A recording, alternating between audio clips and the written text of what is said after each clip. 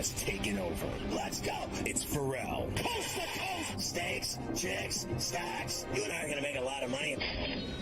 It's Ferrall, coast to coast.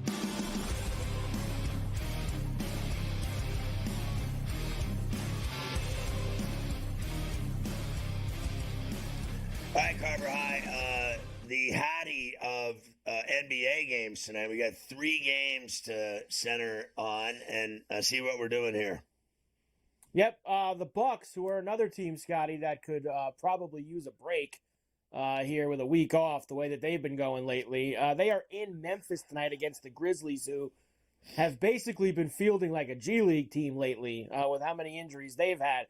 Bucks minus 11.5, 223.5 is the total. I did see, Scotty, for this one that Giannis is questionable with the knee. Dame time is probable. Dame time has been awful for weeks now. He really needs to sit down for a little while. But that's the situation for them in terms of the injuries. Yeah, I mean, they have to win this game. And they need to go there to Memphis and not only win, but they need to do another one of their keep the Grizzlies under 100 points and win this game.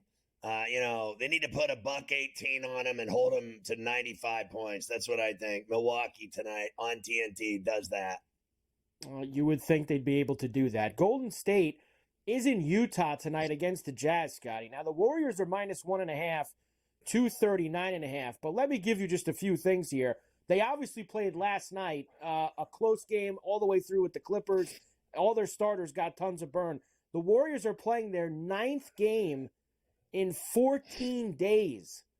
That is a lot of games for a couple of these old guys in this crew.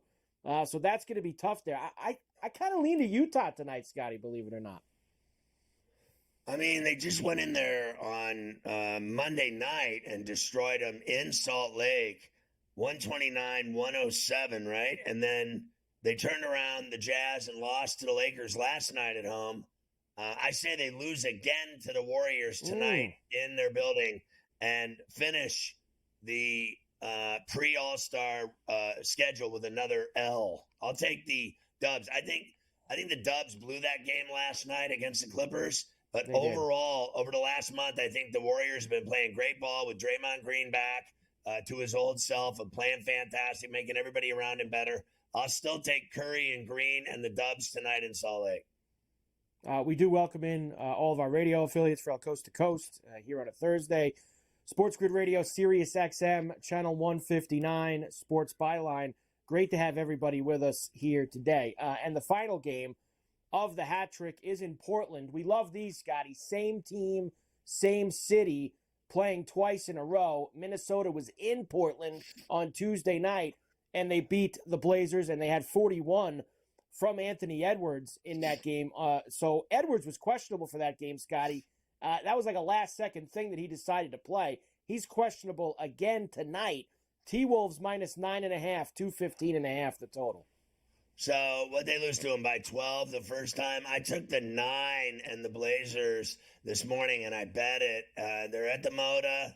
I'm going to say that they're in this game. Now, I was this close to betting them on the money line at 335 to win outright. So I'll take the 9 instead. I think they have a better shot of covering than they do winning. I was like this to taking a shot with them tonight because nobody in the world thinks they can beat the T-Wolves on their worst night. The T-Wolves should still win that game.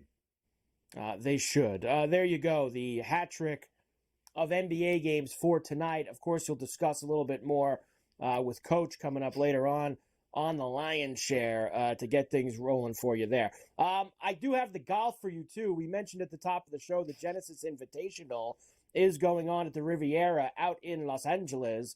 Everybody's out on the course. That's what we like. Only 70 golfers here this week. And the focus is on Tiger Woods, Scotty. Tiger is in the mix here. He had 3 birdies on his first 6 holes. Since then, he has dropped another shot. He's been back and forth. He's even through 13 so far. He hasn't looked bad here. Now, we know the deal, though, Scotty, and in a minute we'll play the clip of him talking. That's all fine and good on a Thursday. Like, he's hitting the ball. He's hitting it far off the driver. He's slicing a few of them. He's putting pretty good. But this is Thursday. Is he going to be dragging that leg around on Saturday? That's the thing that has been happening to him when he jumps in here every couple months the last 3 years since the car accident. So that, for me, is what I'm going to be interested in as we get a little further into the weekend. I mean, his career is so amazing. He's so brilliant. He's so incredible. He's so unbelievable. The fact that he plays now and no one cares about anything else, just that he's playing is all that matters on the PGA Tour. The fact that he's just in action at the Genesis is literally the only thing that people talk about. But the reality is, no one wants to face the facts. It's over. He's not winning golf tournaments, and everybody keeps saying he's going to win golf tournaments, and he's going to win majors. He's going to win at Augusta, and it's always Tiger. I get it. He gets a new TaylorMade deal. They talk about that. Instead of talking about how it ended with Nike, then 5 minutes later he's got a TaylorMade deal. And, Sunday best, Sunday red, whatever it is. All I know is your boy LaCava in the lead with Mr. Personality by 2 strokes. Cantlay has the lead, and that's what matters. And he's already at 8, and it's already over for Tiger Woods. Who cares about Sunday? Who cares if he makes it to Sunday? He's out of it now. He's out of it now. Patrick Cantlay, 8 under through 14, playing tremendous golf here. Willie Z, he is old. He's going to tell you that in a moment. Willie Z at 6 under through 11, and then Jordan Spieth, Tom Hoge, and Cameron Davis are all 5 under, 3 shots back. I do have Hoge as well, Scotty, at 125 to 1 here this week out at the Genesis. So it wouldn't be bad if he kept himself up there at the top of the board. Here is Tiger. He has not played competitively since the Masters last year. How's his body feeling, as always, going into these events? My ankle doesn't hurt anymore because the bones aren't rubbing anymore. But then again, it's different. Then other parts of my body have to take the brunt of it, just like my back is fused. And so other parts of my body have taken the brunt over that. And he's like I have 2 different body parts that are now fused. Other parts of the body have to adapt. And as far as the love, I still love competing. I love playing. I love being a part of the game of golf. This is the game of a lifetime, and I don't ever want to stop playing. I think that he's destined to build golf courses, be the ambassador of golf. Much like Nicklaus and Arnold Palmer and Gary Player have been, I think it's about time he's that guy. I think his clothing line. You remember, Greg Norman? Now, everybody hates Greg Norman. I don't have a problem with Greg Norman. I don't care that Greg Norman started LIV. I don't care that everybody can't stand him. I don't care that he lost all kinds of majors on playoff holes or on the final Sunday. I don't care. But I do know that when he started his Shark clothing line and brand, he made billions of dollars selling that stuff to this day. I think, frankly, for my money, that's what Tiger Woods should be doing. Start worrying about that stuff and quit worrying about golf. He's not going to do anymore.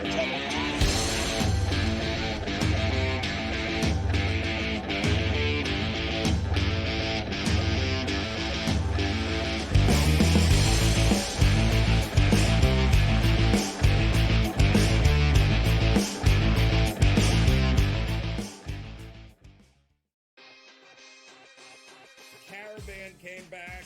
They did have a couple of transfers here.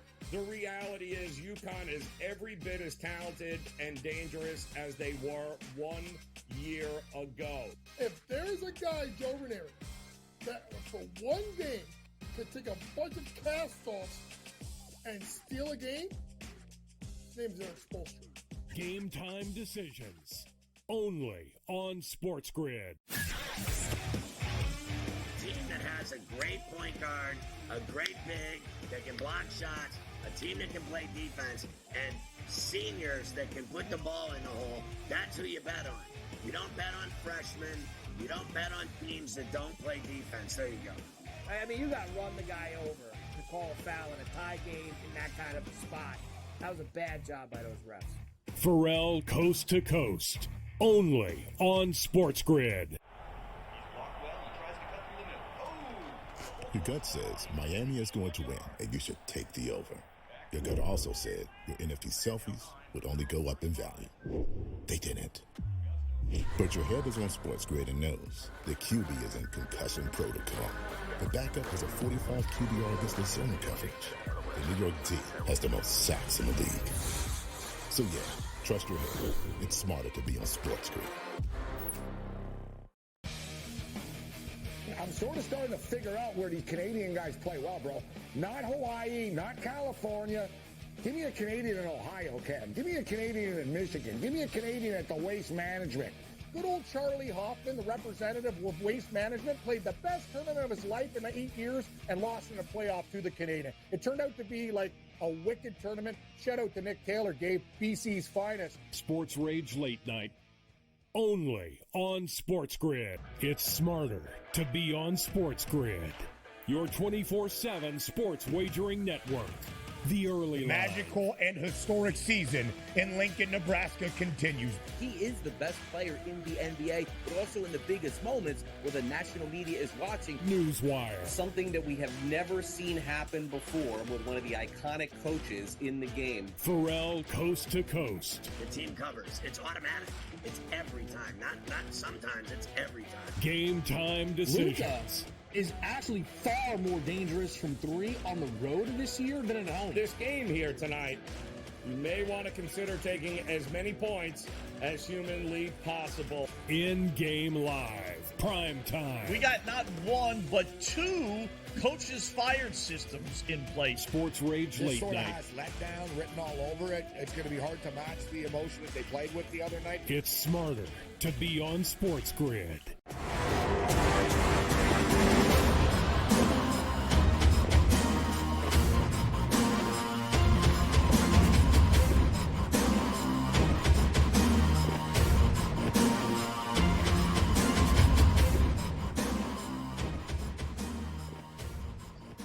Yeah, Carver, I hear that Woods goes through more prep on a table than an NFL player. Like, he literally is for 2 hours before he plays getting massages and getting stretched and cranking his hips and his back and his legs and his ankle.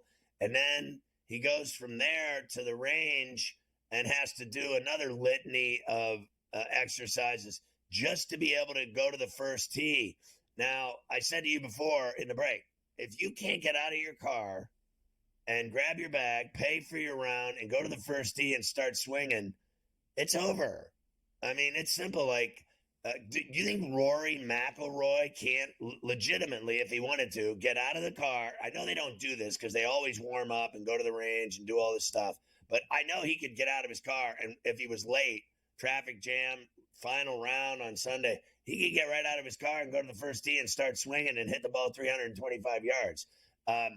Tiger Woods has to go through an amazing cascade of exercises and stretching just to play. And that's just all you need to know, that he's finished. He just can't do it anymore. And everyone's fascination with him is aside. We all know how great he is and how great he was. And that's what he is. He's was.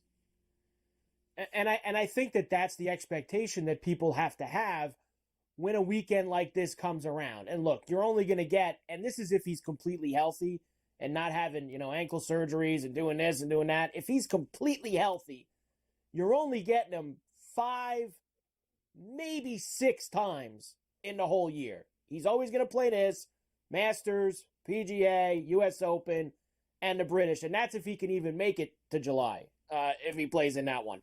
So I think when people see him playing, I think you going in, he's not there to win. Now, people still run to the window and bet him at 150 to 1 and 175 to 1, and he's the most tickets every time he plays. And they lose their money.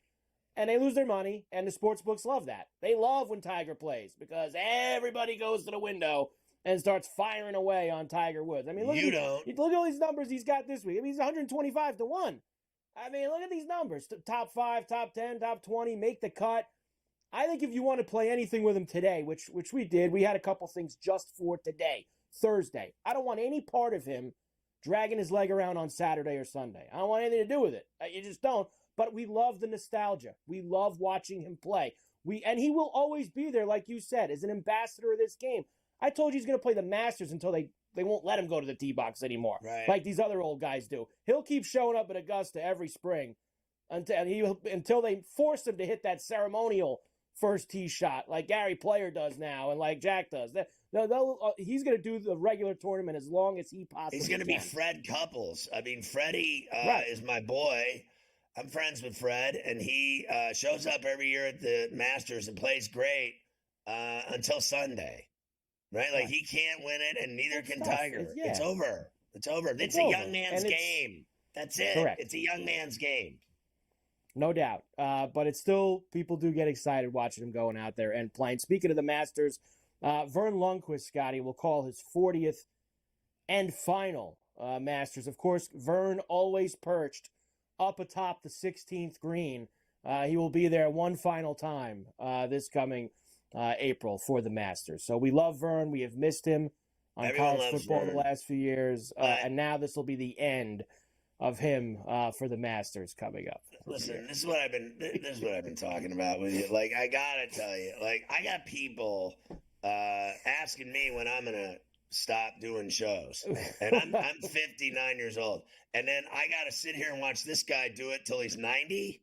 And I mean, honestly, like, I'm not even joking. I thought Vern Lundquist quit like 5-7 years ago. Like, the fact that I saw that today, that he's still calling the Masters, I'm like, he's not dead yet. Honestly, that's the first thing I thought. I was having breakfast. I'm like, you got to be kidding me. That guy's still calling golf. Like, at some point, when do these people, and I mean, he is brilliant. I don't deny his brilliance.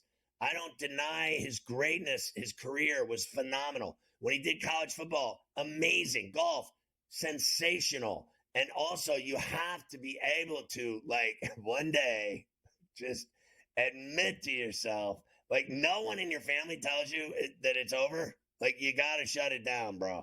Like, honestly, like, I mean, I got people, hey, how much longer are you going to go? I had a guy the other day ask me if I was going to go month to month now in my career.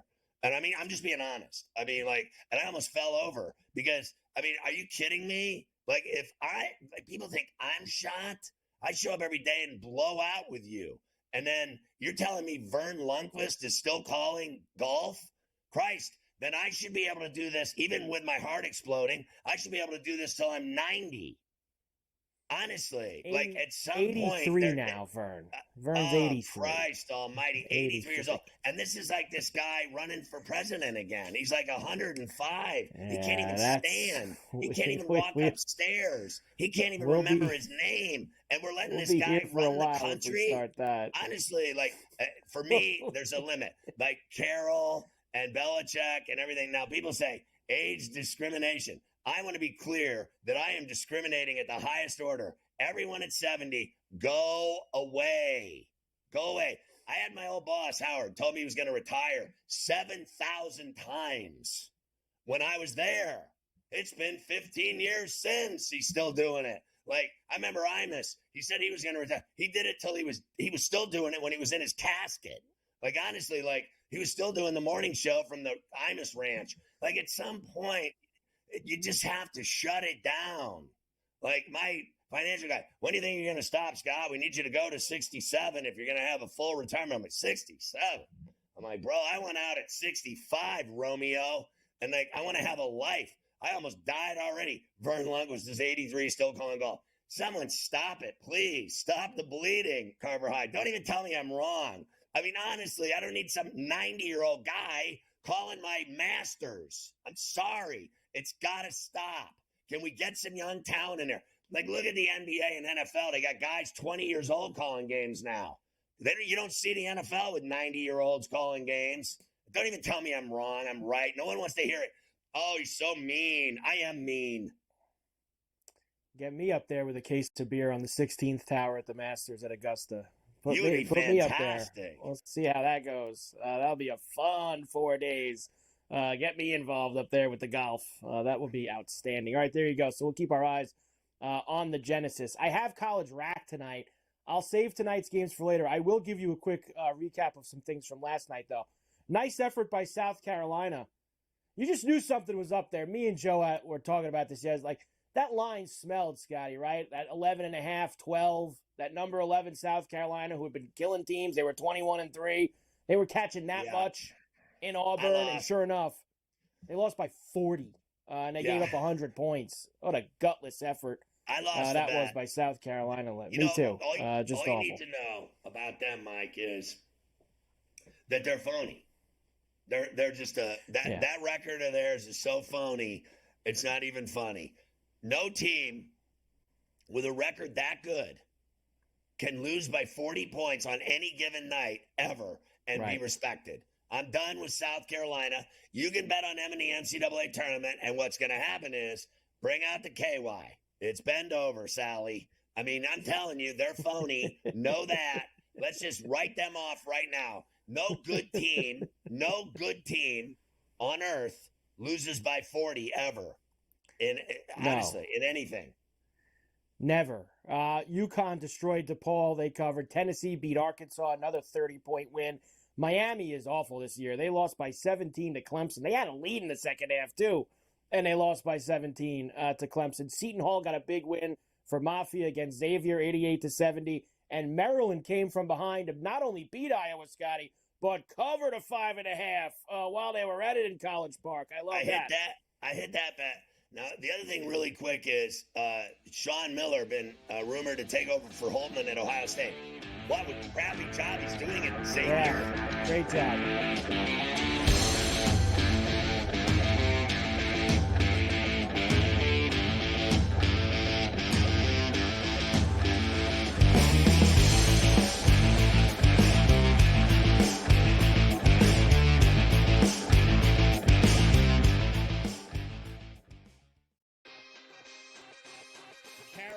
Came back. They did have a couple of transfers here. The reality is UConn is every bit as talented and dangerous as they were 1 year ago.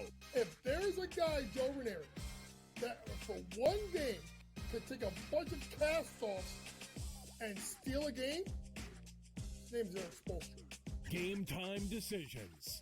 Only on SportsGrid. Team that has a great point guard, a great big that can block shots, a team that can play defense, and seniors that can put the ball in the hole. That's who you bet on. You don't bet on freshmen. You don't bet on teams that don't play defense. There you go. I mean, you got to run the guy over to call a foul in a tie game in that kind of a spot. That was a bad job by those refs. Ferrall coast to coast. Only on SportsGrid. Your gut says Miami is going to win, and you should take the over. Your gut also said your NFT selfies would only go up in value. They didn't. But your head is on SportsGrid and knows the QB is in concussion protocol. The backup has a 45 QBR against the zone coverage. The New York D has the most sacks in the league. So yeah, trust your head. It's smarter to be on SportsGrid. I'm sort of starting to figure out where these Canadian guys play well, bro. Not Hawaii, not California. Give me a Canadian in Ohio, Ken. Give me a Canadian in Michigan. Give me a Canadian at the Waste Management. Good old Charlie Hoffman, the representative of Waste Management, played the best tournament of his life in the 8 years and lost in a playoff to the Canadian. It turned out to be like a wicked tournament. Shout out to Nick Taylor, gave BC's finest. Sports Rage Late Night. Only on SportsGrid. It's smarter to be on SportsGrid. Your 24/7 sports wagering network. The early magical and historic season in Lincoln, Nebraska continues. He is the best player in the NBA, but also in the biggest moments where the national media is watching. Newswire. Something that we have never seen happen before with one of the iconic coaches in the game. Ferrall coast to coast. The team covers. It's automatic. It's every time. Not sometimes. It's every time. Game time decisions. Is actually far more dangerous from three on the road this year than at home. This game here tonight, you may want to consider taking as many points as humanly possible. In-game live, prime time. We got not one, but two coaches fired systems in place. Sports Rage This Late sort of Night. has letdown written all over it. It's going to be hard to match the emotion that they played with the other night. It's smarter to be on SportsGrid. The brighter the lights, the bigger the stakes. Hunt or be hunted. Know your prey. This is a whole new jungle. This is The Lion's Share. Brought to you by BetMGM. Yeah, I've been telling people this is the greatest thing I've ever seen, this BetMGM deal. It really is phenomenal that they're still giving away money. I thought it would end at the Super Bowl. I really did. When they were giving out $158 to everybody that bet 5, I thought they would cool their jets. But no, they never cease to amaze me that they have it set up again to dole out stacks. They're giving away $150 in bonus bets if you sign up. So use the bonus code SG150. Download the BetMGM Sportsbook app on iOS or Android, or go to BetMGM.com and sign up. Deposit $5 into your account. Bet $5 on anything. Standard odds. They're going to give you $150. It's like the greatest thing ever. These people were in Vegas handing out bands of $158 to every single homeless people they were giving it to on the side of the road. There was a flood. I saw people drowning. I saw a guy from BetMGM hand a guy a band of $158 as opposed to a rope to pull him out of the river that he was drowning in. He handed him $158 and then just let the guy just keep swimming on his own. I mean, it's unbelievable. Now they're giving out $150. Use the bonus code SG150. All right, Coach. I just want to say that was a stressful 5 minutes. 1 minute we were talking to you. Everything was fine. And then when Mafia suggested that he didn't like your outfit, you changed into your blazer and the entire network collapsed. I mean, it was a real stressful moment. I mean, do you see the sweat on my dome? I was nervous. But guess what, Ferrall? We're here, and it's hoop season. I know we got a lot to talk about. All right, so let me start with this. I just said, I don't know if you heard me, but I said earlier that you cannot be for real when you lose a game by 40 points on it. Like, you're a heavyweight with a great record, South Carolina, great record, unbelievable, people talking about you, you finally arrived, and then you get whacked by 40. You are now officially a poser, in my view. You're not winning anything. You're not going anywhere. The NCAA tournament bid is fruitless. Giving them a bid is fruitless because we know they're going to lose. You can't lose ever when you're good by 40 to anyone. I don't care who it is. And you know, Ferrall, you make a good point here because they got listen, call me a blow pop because I was a sucker. I fell for it too last night. We all fell for it. 11 and a half, are they going to run it? But here's the thing you start looking at, right? They lost to Clemson by 5. I think Clemson's a little bit overrated. That was earlier this year at Clemson in December. We forgot, folks, January 9th, they lost by 27 at Alabama. So there was a game out there. We just hadn't seen it because we saw them win all these games in a row. But think about it. They beat at Arkansas. Musselman's not having a good year this year, right? They beat Kentucky. It started their downfall. Their mess. DJ Wagner's banged up with the ankle. They got problems down here in Lexington. Missouri's not good. They won at Tennessee. Whoop-de-dan-do. Tennessee is overrated. At Georgia, big win versus Ole Miss, who doesn't win on the road, and Vanderbilt. They didn't really have that, like, if you let you count at Tennessee, they don't have those signature wins where you're like, this team is for real. They got exposed, and think about this, folks. After they play LSU, they still got to go at Ole Miss, at A&M, home Florida, home Tennessee, at Mississippi State. Lamont Paris has done a great job. For all, this thing could turn south quickly for South Carolina if they don't get rolling. So I was watching an old clip. I do this frequently of Coach Knight.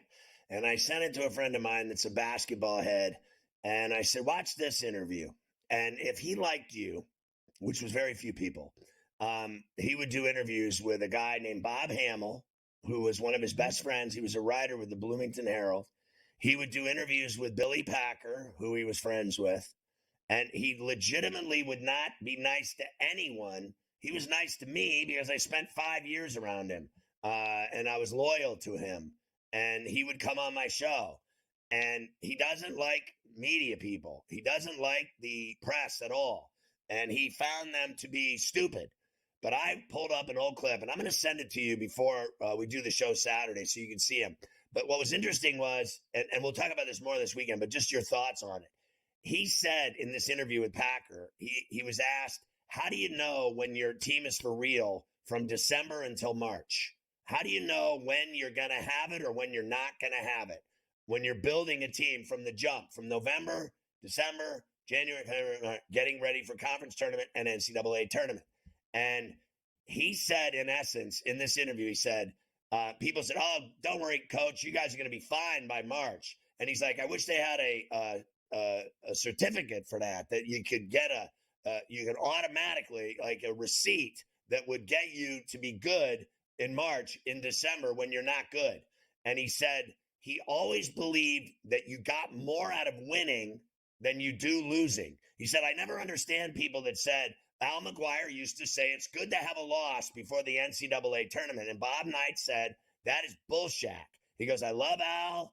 I know Al's crazy, but I never got more out of losing than I did teaching out of winning. You can learn more from winning than learn more from losing. And when I listened to him, I was so fascinated by it. And he also talked about Calbert Chaney being the worst high school player he had ever recruited. And then he became the National Player of the Year. Seeing him go from, I didn't even want him at Indiana, to becoming the National Player of the Year and literally dominating college basketball, seeing a kid be nothing and then turn into something is what he lived for in life. Watching a player develop and get better, like the way you coach kids, watching them develop and get better. Do you get more out of winning or when you lose like South Carolina did last night? I'd say you get nothing out of that loss. You don't get nothing out of that loss unless you turn around and you punch someone in the mouth the next game. And what becomes interesting, Ferrall, is you learn stuff from tape, but is it correctable tape in which you can fix things for the next game? For instance, look at last weekend. Mafia and I were big Seton Hall guys. Obviously, you guys know I'm close with the staff, especially Ryan Whalen. I go watch them get absolutely thunder punched on Sunday at Villanova by 40. And all I'm worried about is right, hey, you guys okay over there? Because there was nothing out of South Orange. But then you saw them come out last night, 16-2 to begin the game, and you knew it right away. And they asked Shaheen Holloway, John Fanta, our buddy John Fanta, was asked him, what did you do? He goes, it wasn't a lot of fun. Let me tell you something. You know who hates the day after a 40-point loss? The players. Because as a coach, you kick their ass, and you do it from pillar to post. It starts with film, and you ride their tails the rest of the way. And then you find out what kind of team you got. So that's why I'm looking at South Carolina versus an LSU team you should absolutely hammer. We'll know more about them really soon. But to me, no, the only time you learn about losses, Ferrall, is non-conference play in November because you use the non-conference play to get ready for conference play. There's no such thing as a good 40-point loss ever, especially in February. He used to, I remember vividly, when they would lose big, he would literally bring them back on the road. Let's say they would land and get to Assembly Hall at around 11:30 midnight from the flight back. He would literally make them put on their shoes and run suicides for an hour and a half straight after a loss. After a game, game's over, guys are tired, guys are injured, guys are beat up, guys are exhausted, guys are dehydrated. And he would say, literally in the locker room afterwards, get ready, because we're going to go home and you're going to run until you'll wish you were dead. You're going to run tonight.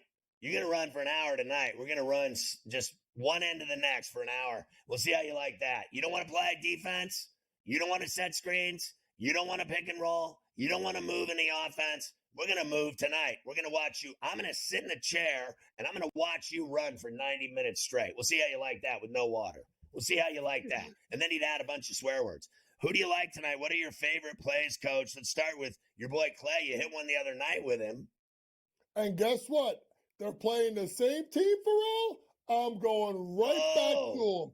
Clay, over 21.5 points, rebounds, and assists, over 8 out of the last 15. All 3 games versus Utah. What I say last time, he's being guarded by Jordan Clarkson, a guy that doesn't want to play defense. This guy's got to play better. I'm jumping on Clay over 21.5 points, rebounds, and assists. I'm with you on all but one of your bets. I'm with you here as well. Milwaukee on Beale Street against Memphis.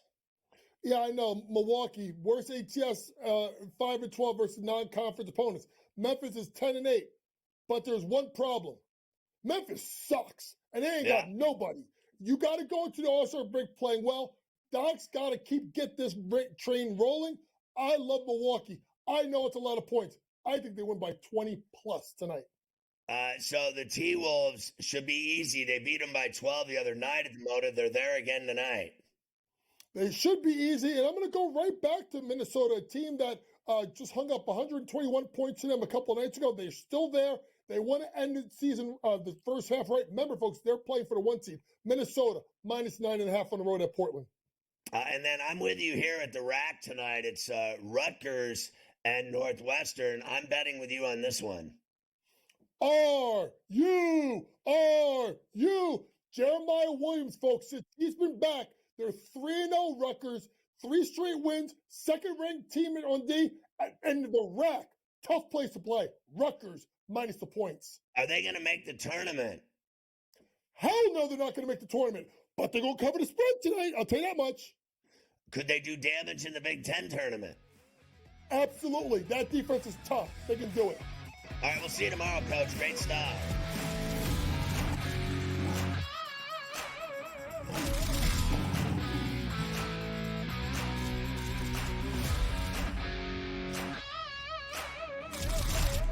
The Lion's Share, presented by BetMGM.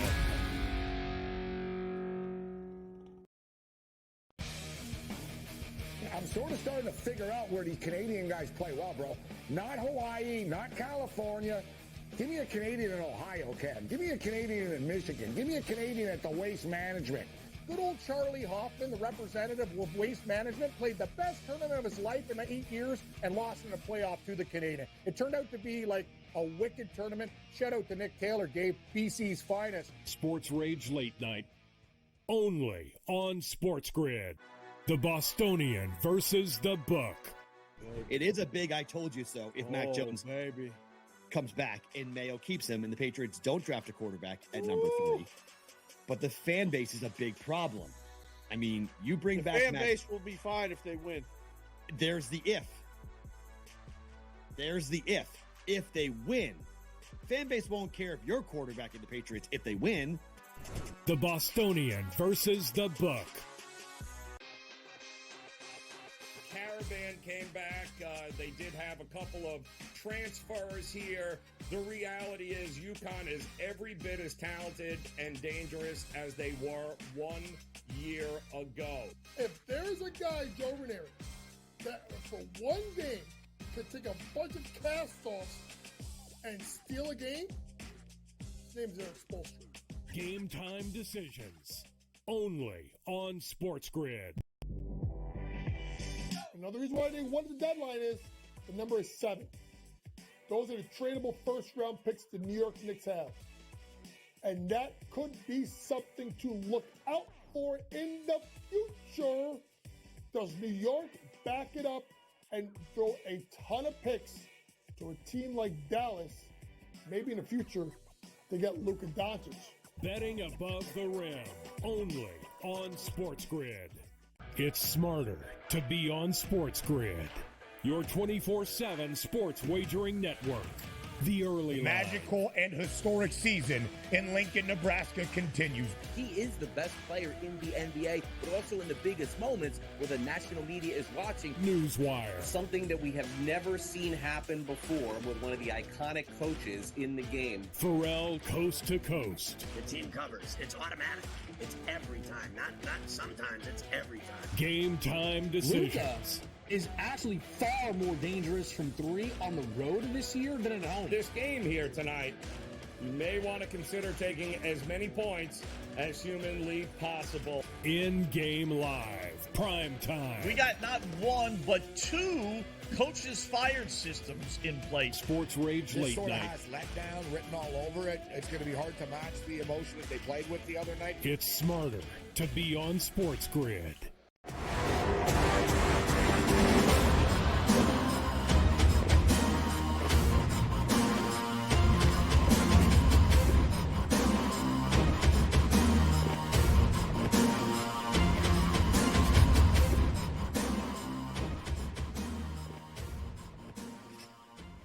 Davis Lee Roth-Maddock joins us every day on C2C from Fantasy Sports Today. You can catch it Saturday mornings on the Grid at 7 a.m. Eastern with his boy Scoop Mish. But every day here on C2C, we hit a litany of subjects. I want to start with baseball with you today because a lot of pitchers and catchers and draftees have reported to camp, and spring training is about to lift off, if you will. But I am stunned. I really am, that Snell, Bellinger, Montgomery, and Chapman have not signed deals. Why is that happening? Now, I guess I heard that this guy, Jordan Montgomery, that he wins a World Series, and then, I heard some rumblings about their new TV deal has made him lose a lot of money, and they don't want to spend any more money. Are you kidding me? They're going to let this guy leave Texas? They must only like that one ring, because I think that's a mistake. And, I mean, if I'm Boston, I'm licking my chops at an opportunity to get their hands on that guy. And if I were the Yankees, I'd be begging him to come back to the Bronx. I mean, yeah, I think you're right. I find it very strange that he's not signed, because it feels like Jordan Montgomery is maybe not the caliber of player who should be sitting and waiting to maximize, I need to sit at the top of the market. Maybe that's not a very labor-friendly take of me, but it feels like Jordan Montgomery has kind of been the caliber of starting pitcher in Major League Baseball. It's like, yeah, I got a good contract offer, fair for what I produced. I should take it. It'd make more sense to me why Blake Snell is not signed if Blake Snell feels that he's getting lowballed. But then on the contrary, on the other side of that, you'd say, if I'm a serious Major League Baseball team that wants to win games, why have I not reached out? Why am I not the team that's signing Blake Snell?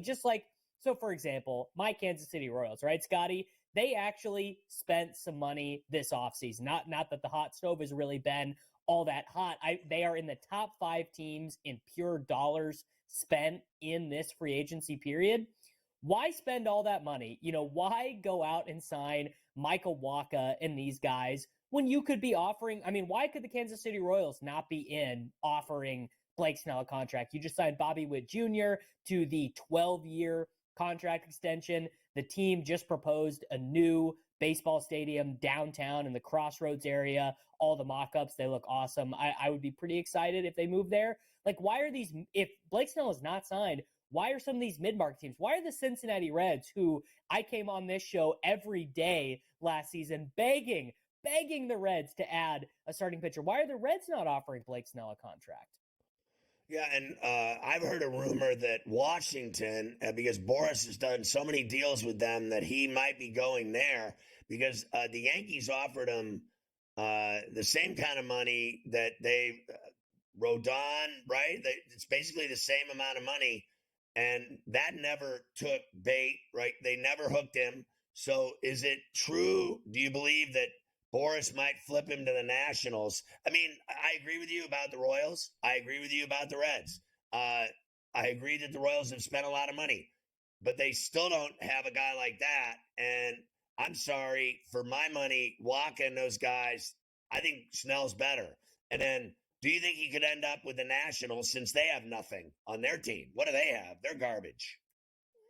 I mean, they have nothing. I actually think we just we backdoored our way into the point, though, which is that one Mr. Scott Boras, kind of controls Major League Baseball free agency. The biggest free agents, by and large, are attached to him as an agent. no team wants to make Scott Boras mad. I don't really think teams enjoy doing business with Scott Boras that much. You know, I mean, can you imagine doing business with a guy who is that powerful? Like, that would definitely grind my gears if I was the GM of any of these teams. And if Boras does want, you know, he's like, all right, I'm going to curry favor with the Washington Nationals. I'm going to get Blake Snell to sign a deal with them there. And that in turn is going to allow me to use the Nationals as in this spot or that spot, and I'll be able to call on the favor for them, you know, in 2026 for this guy. Like, it, you know, he's kind of got this Machiavellian operation where he gets guys where they want to go, and then obviously, you know, he is going to end up, you know, enriching himself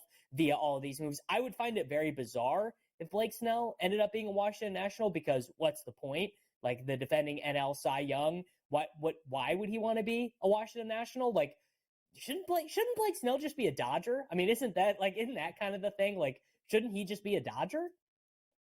Well, I think he should be a Dodger, except that they're already in the hole till 2095 paying off Ohtani, right, and their other free agent acquisitions, Yamamoto. I mean, they got everybody. So I don't see how they can keep doing deals that they pay off in the future.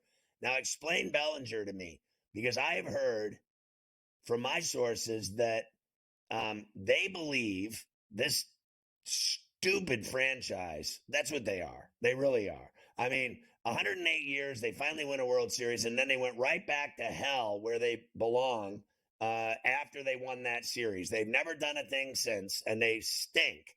And they believe, what I'm hearing is that they think their minor league system and all these young kids in their system are good enough to be in the show now, and that they're going to win with a bunch of no-names that no one's ever heard of before, and they're going to bring up young talent out of camp, and that's going to be the Cubs team, instead of a guy that raked for them, and that people believe that he's not for real, and that his season that he had last year was fake, and that the year before when he sucked is actually who he is. And so they're like, we're not paying this guy all this money. We're going to go with a bunch of kids you've never heard of. And I'll tell you what that's going to lead to: a real long summer on the north side of Chicago.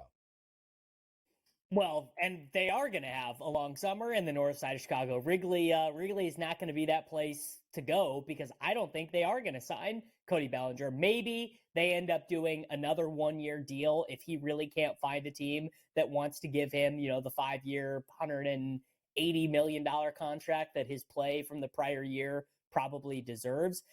The deal with the Cubs is they are fine to be an entity that just exists to print money for the ownership group. They have obviously the Sweetheart TV deal. Wrigley is basically a tourist attraction. They are going to sell games at Wrigley way more than, you know, a bad Reds team or a bad Royals team is good. Kind of like the Cardinals. Like the Cardinals, even last season when they stunk, still had good attendance, still sold tickets. The Cubs are always going to sell tickets, even when they stink. They stunk forever, and they always sold tickets, and they make so much money from that TV deal that it doesn't really matter to them if they're a 79-win baseball team that never seriously threatens to win the division or to be a World Series team. So I think they sort of feel like, yeah, we made a good bet on Bellinger. We got a great season out of him for 1 year, $17 million. That was a great piece of business by us, but it really wasn't a great piece of business, right? Because had they offered him a way below market deal for 5-6 years,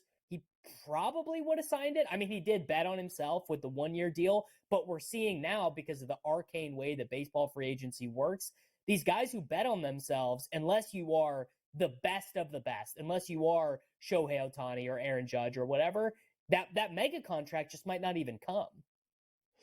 So how about this idea? Why don't the Giants sign Soler? Why don't they sign Matt Chapman and Bellinger? And then they finally would, you know, I think have all the pieces they need to be legit again. Because the Giants hate home runs. I mean, isn't that kind of the thing? You know, they play Lamonte Wade at first base, Thairo Estrada at second base. Like they sort of build a team that is perfect for the ballpark that they play in. They want to have guys who generate contact. They did go against type last season by signing Jock Peterson, who is still on the team. But I'm actually with you. The Giants are they're a good baseball team. They always have good pitching. Last season, the offense really let them down. You add Chapman and Bellinger to this team. You had Bellinger at first base, Chapman at third base, and they're kind of alternating some of those DH duties. If Jock Peterson doesn't want to play, I guess Soler probably will split a little bit between right field and DH. But if you got three guys who could hit 30 home runs in that lineup, all of a sudden they go from being a team that is a bunch of slap hitters to a team that, like, no one would want to play them in a playoff series if they had those three guys. So let's start talking about the NBA a little bit. And why don't we start with the All-Star weekend? In your view, what is wrong with the NBA's All-Star weekend and its festivities? Well, the dunk contest is just, it used to be something that was like, I would kind of look forward to the dunk contest, but I guess it's just, we've kind of already seen all the dunks, I guess. Isn't that just what it is? And I mean, the real problem is LeBron never did a dunk contest. We haven't seen a real star in the dunk contest forever. So if that is going to be, that's going to be the way it is, kind of what's the point? I guess the 3-point contest has had some moments in the last couple of years. The first 3-point contest that Steph Curry did, I remember it was pretty fun, right? There's some memorable moments, but I maybe am one of the few people that are going to come on this program. Scotty, I actually like the NBA All-Star game. I don't really care about the lack of defense. Like, I think generally it's pretty fun, and the guys always end up trying for like the last 4 minutes anyways, and we get some cool moments. So AD last night had 37 and 15. They've won 6 of 7. And he said basically after the game that this is who we are. Do you believe that the Lakers are turning legitimate? It's sort of hard to say. I think that the Lakers making the conference finals last season, I definitely don't think it's like an accident. I am not one of these NBA fans that is a Lakers hater that is like, oh my God, we spend so much time talking about this team that's the freaking 9 seed in the Western Conference. Like, can't we do something else? Particularly because, like, let's just imagine the Lakers do end up in the play-in, and then they end up in a series, let's say against the number 2 seed Minnesota Timberwolves. You best believe that those Minnesota Timberwolves are going to be quaking in their boots every single night having to play against LeBron James and Anthony Davis, guys who have been there and done that. LeBron has been in a billion playoff series. Anthony Davis, a finals MVP caliber performance. And really, AD is sort of the link to the whole thing, because when Anthony Davis plays really well offensively, they're a winning basketball team. It's just they don't score enough because LeBron is 40 years old and can't score with the best of the best anymore. So when Anthony Davis is scoring 32, 37, like, they're going to win those games. I maybe it's just that Anthony Davis it's just been too injured for too long, so he can't do it every single night.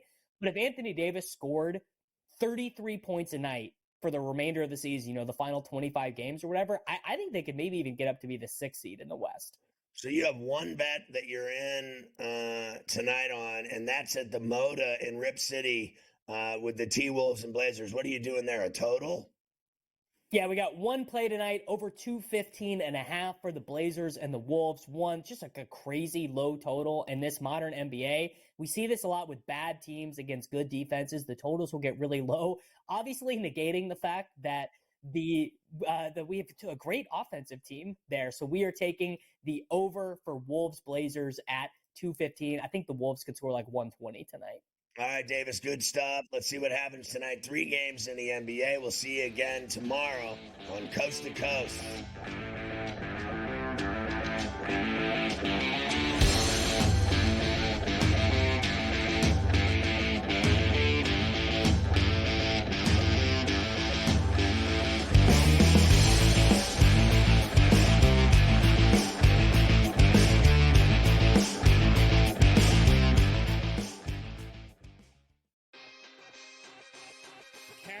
Came back. They did have a couple of transfers here. The reality is UConn is every bit as talented and dangerous as they were 1 year ago. If there's a guy, Joe Ranieri, that for one game could take a bunch of cast-offs and steal a game, his name's Eric Spoelstra. Game time decisions. only on SportsGrid. Team that has a great point guard, a great big that can block shots, a team that can play defense, and seniors that can put the ball in the hole. That's who you bet on. You don't bet on freshmen. You don't bet on teams that don't play defense. There you go. I mean, you got to run the guy over to call a foul in a tie game in that kind of a spot. That was a bad job by those refs. Ferrall Coast to Coast, only on SportsGrid. Your gut says Miami is going to win, and you should take the over. Your gut also said your NFT selfies would only go up in value. They didn't. But your head is on SportsGrid and knows the QB is in concussion protocol. The backup has a 45 QBR against zone coverage. The New York D has the most sacks in the league. So yeah, trust your head. It's smarter to be on SportsGrid. I'm sort of starting to figure out where these Canadian guys play well, bro. Not Hawaii, not California. Give me a Canadian in Ohio, Ken. Give me a Canadian in Michigan. Give me a Canadian at the Waste Management. Good old Charlie Hoffman, the representative of Waste Management, played the best tournament of his life in 8 years and lost in a playoff to the Canadian. It turned out to be like a wicked tournament. Shout out to Nick Taylor, gave BC's finest. Sports Rage Late Night, only on SportsGrid. It's smarter to be on SportsGrid. Your 24/7 sports wagering network. The early magical and historic season in Lincoln, Nebraska continues. He is the best player in the NBA, but also in the biggest moments where the national media is watching. Newswire. Something that we have never seen happen before with one of the iconic coaches in the game. Ferrall Coast to Coast. The team covers. It's automatic. It's every time. Not sometimes. It's every time. Game time decisions. Is actually far more dangerous from three on the road this year than at home. This game here tonight, you may want to consider taking as many points as humanly possible. In-game live, prime time. We got not one, but two coaches fired systems in place. Sports Rage Late Night. Night. This sort of has letdown written all over it. It's going to be hard to match the emotion that they played with the other night. It's smarter to be on SportsGrid.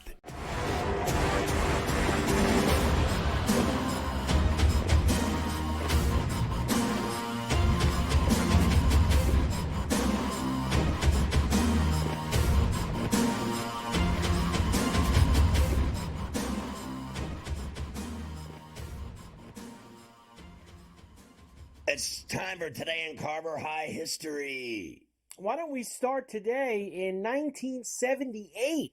Leon Spinks beats Muhammad Ali 15 rounds, heavyweight championship of the world. 1980, Wayne Gretzky racks up an NHL record-tying 7 goals in an 8-2 win over Washington. Your boy scored 7 goals in the game. 81, Richard Petty wins his record 7th Daytona 500. Believe it or not, the Daytona 500 is Sunday this year.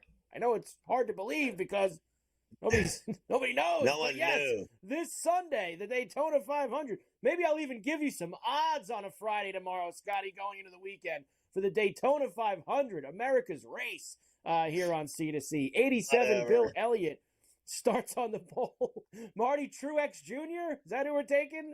Of course. Of course. Bill Elliott starts on the pole and leads 104 of the 200 laps. He wins the 500. 1990, the MLB owners lock out the players. 96, Bill Belichick chopped by the Browns. He finishes 36 and 44 there. Not great. 1998, Dale Earnhardt Sr.